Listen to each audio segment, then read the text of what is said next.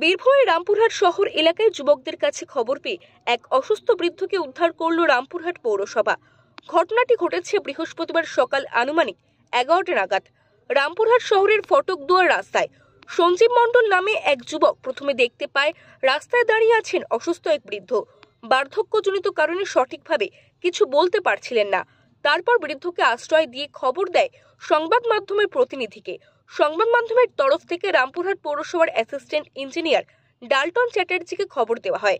রামপুরহাট পৌরসভার তরফ থেকে স্বেচ্ছাসেবী সংগঠন স্বস্তিক রুরাল অ্যান্ড আরবান সোসাইটির সদস্যদের পাঠানো হয় ঘটনাস্থলে। অসুস্থ ওই বৃদ্ধকে উদ্ধার করে রামপুরহাট পৌরসভার ভবগুরুদের আশ্রয়স্থল খনিকাতে নিয়ে যাওয়া হয়। অসুস্থ বৃদ্ধকে চিকিৎসা করে সুস্থ করার কাজ শুরু করেছে স্বেচ্ছাসেবী সংগঠনটি। যদিও কিভাবে এই বৃদ্ধ রামপুরহাট শহরে এসেছেন সেটি এখনো স্পষ্ট না।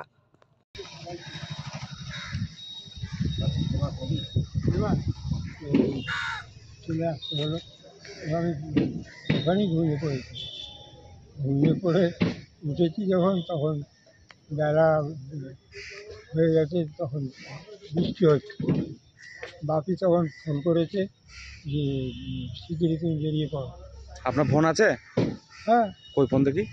আমার কাছে নেই। তাহলে কোথায় ফোন করেছিল? ফোন করেছিল। আপনারা কিভাবে দেখলেন এই বয়স্ক মানুষটা? আমরা রাস্তা দিয়ে হেঁটে যাচ্ছিলাম, দেখছি উনি দাঁড়িয়ে আছে খালি পায়ে। ওর জন্যই দেখে জিজ্ঞাসা করলাম ওনাকে কোথায় বাড়ি, বয়স্ক মানুষ, উনি ঠিকভাবে বলতে পারছেন না, এর জন্যই আপনাকে খবর দেওয়া হলো। তারপর তো পৌরসভার নিয়ে যাচ্ছে। এইটুকুই দেখে মনে হচ্ছে খুব অসুস্থর মধ্যেই দাঁড়িয়ে ছিল।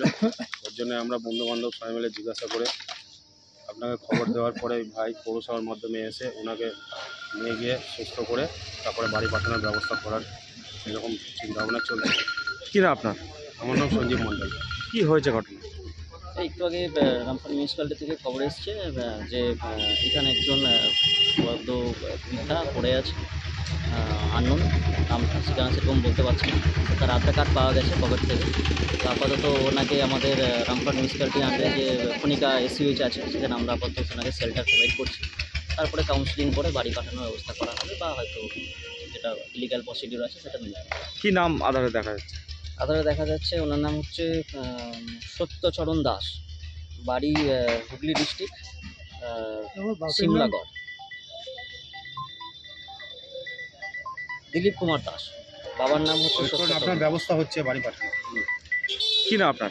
আমার নাম নরেন চন্দ্র মণ্ডল। আমি আপাতত Rampurhat Swastik rural welfare secretary. বেরিয়েছে গরম এইদিকে।